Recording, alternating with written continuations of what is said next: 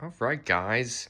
Hello, and welcome to my progress report on building a Queen Anne Victorian dollhouse.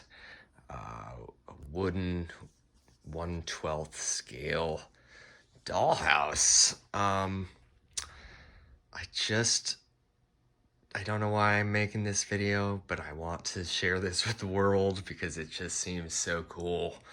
And, not that I'm cool, but that this thing is cool, and I'm just trying to do my job, doing it justice. It came from a kit from uh, what is it, the 70s or 80s? I think the story goes Dura Craft was either in cabinetry or some sort of wood manufacturing company, and that had serious milling and lathes and some factory equipment to make pretty precision pieces, but they essentially just lasered out all these boards. And so again, these people were around in the 70s or 80s, and they stopped. I think they kind of ceased to exist as of well before the millennium. And anyways, there are few of these kits around if you're lucky enough to find them. I snagged this Queen Anne model, of which I'd never seen, nor have I been able to find since, and I am starting to feel really, really lucky. Here, I'm going to zoom out a bit here. Can I? Not so savvy. Shucks. It's okay. We're just going to move into the back so you can see a little in here. Stained glass windows, super fun. But yeah, anyways, so the Queen Anne Victorian, a little progress report on what's going on. There's going to be a big tower right there where that gap is. I'm pretty excited about that. The tower, as you can see, I'm working on building that right now, is right here. This will be a full hexagon when I'm done with it. These are the other pieces that will complete it. And then that will mount right over there. So you'll sort of have this tower poking out the side, and then there will be a whole other wing of the house on this side. So don't get me wrong, this is not even close to complete, but I'm about 20 some hours in. I will be realistic, and it is super fun. I know the tape's sort of in the way, holding a lot of the stuff together while wood glue sets, but I'm trying to show some of the details.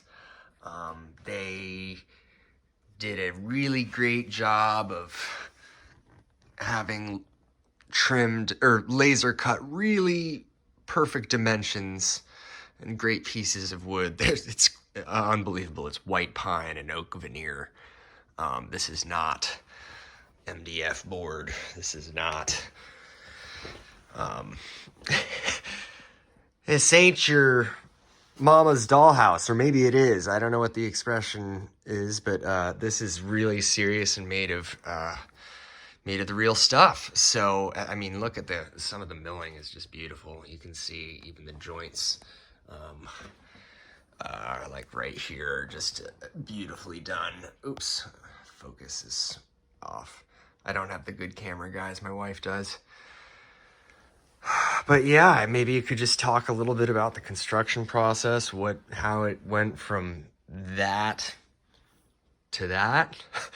And in the background, you can see some stuff setting, part of the left module, as they call it. I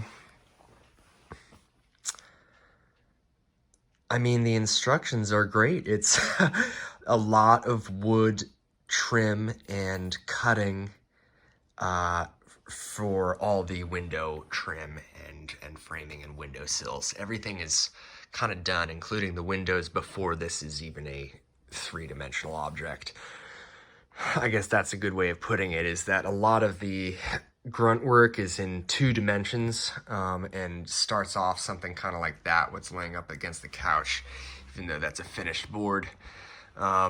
Actually, and what's sitting up right here. So this is drying as well. I had to join these 2 pieces of wood, and I'm using some grips to keep it nice and level and square. But a lot of it happens like that. A lot of it is happening in a two-dimension world well before it becomes something like this.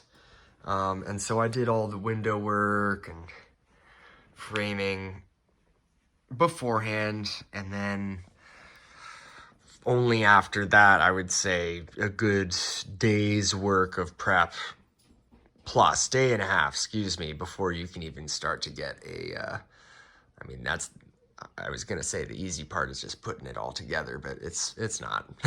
I'd be lying. But yeah, it's a really amazingly done kit, because I hardly had to make adjustments. As you can see, let me find a window here. I had to secure all the windows, which are like plastic sort of vinyl screen printed guys for the stained windows. They're all secured by actual window trim. I mean, there's some epoxy holding the plastic to the wood, but then there is wood to wood joints on the back and front.